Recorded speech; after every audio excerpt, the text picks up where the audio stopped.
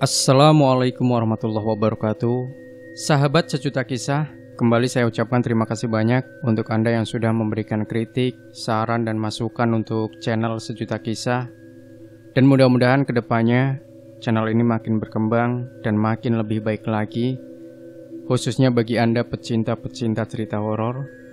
Silahkan kalau Anda ingin berbagi pengalaman mistis, saya sudah mencantumkan alamat email untuk mengirimkan cerita mistis Anda, ada di kolom deskripsi. Tinggal di copy paste aja ya. Yap, kesempatan hari ini kami akan kembali menyuguhkan cerita horor yang berjudul Seorang bapak di Boyolali hampir jadikan anak sebagai tumbal pesugihan demi lunasi utang. Beberapa orang memilih jalan pintas demi membayar utang yang tengah melilit dirinya, salah satunya dengan mendatangi dukun pesugihan. Kali ini ada kisah nyata yang sangat mengerikan, datang dari seorang ayah di Boyolali yang mengaku bahwa dirinya pernah terlibat dengan pesugihan dan hampir menjadikan anaknya sebagai tumbal. Beliau adalah Pak Muklis yang menceritakan pengalamannya tersebut. Kejadian itu pada tahun sekitar 2004-2005. Semua berawal dari kondisi ekonomi dirinya yang sedang terpuruk. Saya merasa kepepet, banyak hutang. Saya usaha tapi ditipu orang. Saya bangkrut, utang banyak. Debt kolektor pada nyari karena utang itu. Dan saya malu sama tetangga, sama orang tua. Akhirnya saya ambil jalan pintas, ujarnya. Asal muasal Muklis dililit hutang, yaitu karena usaha yang digelutinya di bidang penjualan tembakau mengalami penipuan. Tembakau yang ia kirimkan ke perusahaan rekan bisnisnya di Kudus tidak dibayar. Setelah dicari informasinya, ternyata rekannya itu kabur tanpa ada kabar sama sekali. Muklis yang dalam menjalankan bisnisnya, yaitu dengan sistem bayar setengah terlebih dahulu ke para petani dan dilunasi setelah tembakau tersebut dibayar. Perusahaan harus menanggung sisa pembayaran kepada para petani. Banyak orang yang mendatangi rumahnya untuk menagih hutang. Dirinya beserta orang tua tak jarang menanggung rasa malu akibat ditagih hutang. Di tengah keputusasaannya, Muklis memutar otaknya agar bisa keluar dari situasi tersebut. Kondisi pikiran yang carut-marut membuat pikiran Muklis tidak normal. Tiba-tiba ada seorang teman yang membisikkan Muklis untuk mencari jalan pintas, yaitu mendapatkan uang gaib untuk membayar semua utang mereka. Pada saat itu, utang Muklis lumayan besar, yaitu kurang lebih hampir 60 jutaan. Muklis yang sudah kepepet langsung meminta temannya untuk membantu menemukan guru yang bisa membantunya menarik uang gaib. Muklis pun dikenalkan ke salah satu paranormal. Namun setelah bertemu, Muklis diminta untuk memenuhi syarat-syarat sebagai ritual penarikan uang gaib, seperti membeli kambing dan membeli macam-macam sesajen. Total uang yang Muklis keluarkan hampir 10 juta rupiah. Saat semua permintaan syarat ritual sudah Muklis penuhi, kini giliran penarikan uang gaib. Muklis kemudian ditempatkan di belakang rumahnya yang sepi untuk mengambil uang gaib itu. Sempat menunggu selama 3 hari di tempat paranormal itu. Namun uang gaib yang Muklis harap-harapkan tak kunjung muncul. Tiba-tiba paranormal tersebut mengatakan bahwa Muklis tidak bisa mendapatkan uang gaib alias gagal. Muklis yang sudah merasa ditipu tersebut makin pusing karena ia telah mengeluarkan biaya yang tak cukup sedikit untuk membeli syarat-syarat ritual, namun hasilnya nihil. Dengan rasa penuh kekecewaan, Muklis pulang ke rumahnya untuk menemui keluarganya. Akhirnya Muklis drop berada di titik terendah, menganggap hidup sudah tak ada gunanya. Sempat dirinya sakit panas, dan pada saat sedang tidur, dirinya bermimpi bertemu dengan perempuan yang mengenakan gaun pengantin. Dan di sebelah wanita itu ada seseorang yang berkata kepada Muklis, "Jika hidupmu ingin sejahtera, minta tolong saja sama ibu itu," yaitu wanita yang mengenakan pakaian gaun pengantin. Muklis kemudian bertanya, "Memang ibu itu siapa?" tanya Muklis. Orang itu menjawab, ibu itu terkenalnya Khadijah. Kalau enggak, dia terkenalnya Dewi Lanjar. Kamu kesana aja. Tempatnya deket kok dari sini, daerah ujung kulon. Orang tersebut kemudian memberikan alamat tempat Dewi Lanjar kepada Muklis, yaitu di pantai ujung kulon di sebuah padepokan. Agar bisa bertemu dengan Dewi Lanjar, Muklis diarahkan untuk menemui juru kuncinya di ujung kulon. Tiba-tiba istri Muklis membangunkannya dan bertanya, "Ada apa kamu? Sampai ngigo kencang?" Muklis pun menceritakan apa adanya, bahwa dia baru saja bertemu dengan wanita yang mengenakan gaun pengantin, dan dia menawarkan bantuan, bisa membantu melunasi hutang-hutang yang melilit dirinya. Muklis dan istri kemudian mencari info alamat tersebut. Salah seorang teman Muklis mengatakan bahwa ujung kulon merupakan sebuah nama pantai, dan pantainya sangat sepi. Muklis yang sudah mendapatkan alamat pantai ujung kulon langsung berangkat seorang diri. Setibanya di lokasi, Muklis kemudian duduk di sebelah warung kopi yang berada di lokasi pantai ujung kulon untuk beristirahat, sekaligus menanyakan apakah pantai tersebut bernama Ujung Kulon. Sang pemilik warung membenarkannya sambil bertanya kepada Muklis dari daerah mana ia asalnya. Muklis menjawab bahwa dirinya dari daerah Boyolali. Tak panjang lebar, Muklis langsung menceritakan alasan dirinya mengunjungi pantai Ujung Kulon, yaitu gara-gara mimpinya.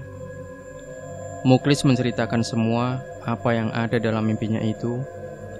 Saat mendengar nama Dewi Lanjar, pemilik warung kopi membenarkan bahwa Dewi Lanjar ada di daerah yang saat ini ia kunjungi. Tukang kopi pun menjelaskan bahwa padepokan Dewi Lanjar berjarak 1 kilo dari warung kopi tersebut.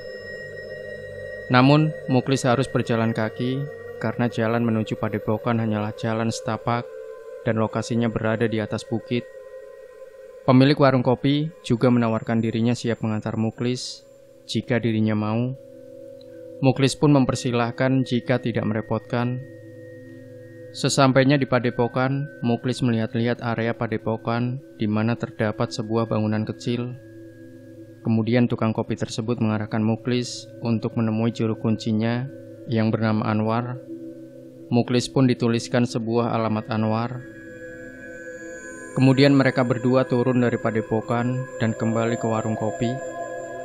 Muklis langsung berpamitan dan bergegas mengunjungi alamat Anwar sesuai dengan apa yang ditulis oleh si tukang kopi. Jarak yang harus ditempuh Muklis ke alamat Anwar kurang lebih 5 kilo. Setibanya di kediaman Anwar, Muklis langsung menceritakan mimpi yang dialaminya. Mendengar dari cerita Muklis tersebut, Anwar mengatakan bahwa Muklis beruntung karena bisa bertemu dengan Dewi Lanjar melalui sebuah mimpi. Muklis pun langsung ditawari 2 pilihan.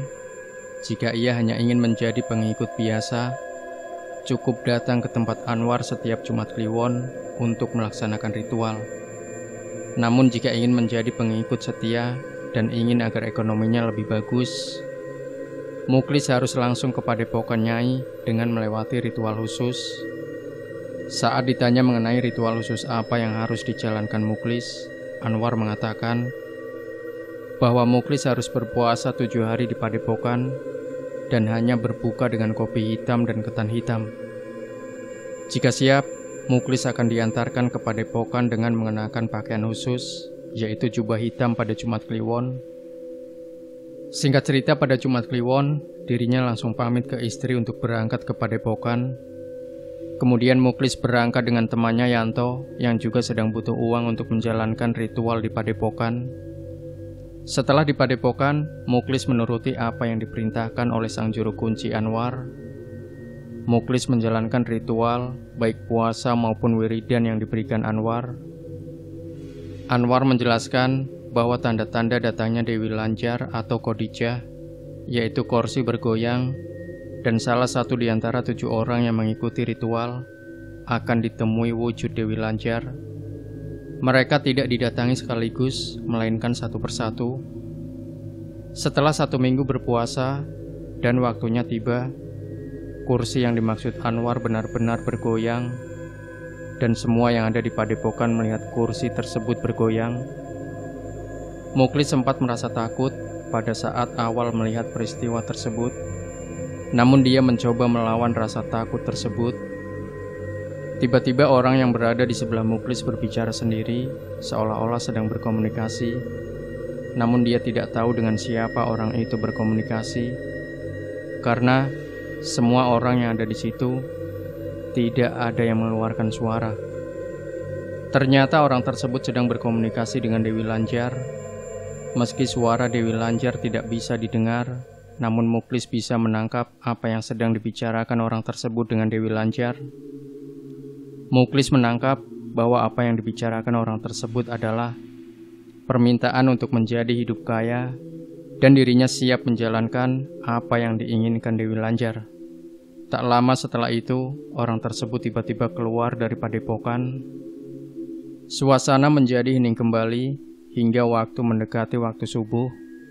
Kemudian mereka semua yang masih ada di padepokan sahur untuk melanjutkan puasa. Paginya mereka beraktivitas seperti bersih-bersih dan lain sebagainya. Saat malam tiba, kursi tersebut kembali bergoyang. Tiba-tiba orang yang ada di belakang Muklis berkomunikasi dengan menatap ke arah kursi tersebut.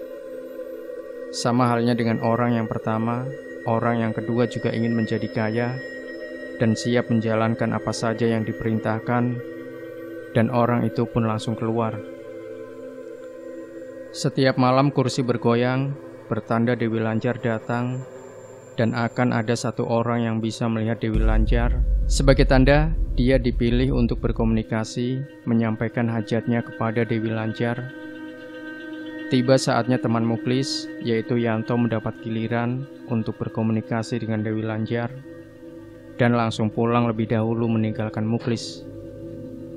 Orang yang tersisa di padepokan kini tinggal berdua, yaitu Muklis dan satu lagi orang Cirebon.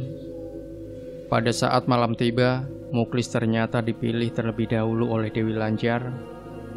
Saat melihatnya langsung, Muklis kaget karena orang yang menemuinya di mimpi dengan orang yang ada di hadapannya itu sama persis dengan apa yang ada di mimpi. Di samping Dewi Lanjar ada seseorang yang langsung mengatakan bahwa dirinya mengetahui apa yang sedang dialami Muklis. Orang tersebut menawari Muklis agar anaknya diasuh langsung oleh Dewi Lanjar.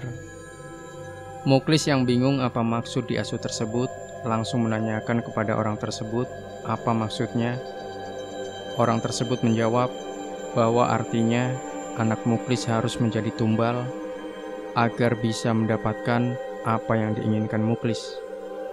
Muklis kaget seketika itu juga dan memutuskan untuk tidak menyerahkan anaknya menjadi tumbal dan memilih langsung pulang dengan tangan hampa. Muklis mendatangi juru kunci dan meminta maaf bahwa ia tidak mau menuruti permintaan Dewi Lanjar karena dirinya sangat menyayangi anaknya. Muklis akhirnya menyadari bahwa jalan singkat untuk menghasilkan uang tidaklah mudah, melainkan ada risiko besar yang harus ia korbankan. Akhirnya ia tersadar dan memilih mencari uang yang halal ke Jakarta, hingga akhirnya bisa melunasi semua hutangnya, meskipun dengan cara diangsur sedikit demi sedikit. Demikian sahabat Sejuta Kisah. Jangan lupa berikan komentar Anda, like, share video ini, subscribe channel Sejuta Kisah, dan kembali nantikan cerita-cerita mistis terbaru dari kami setiap harinya. Sampai jumpa. Wassalamualaikum warahmatullahi wabarakatuh.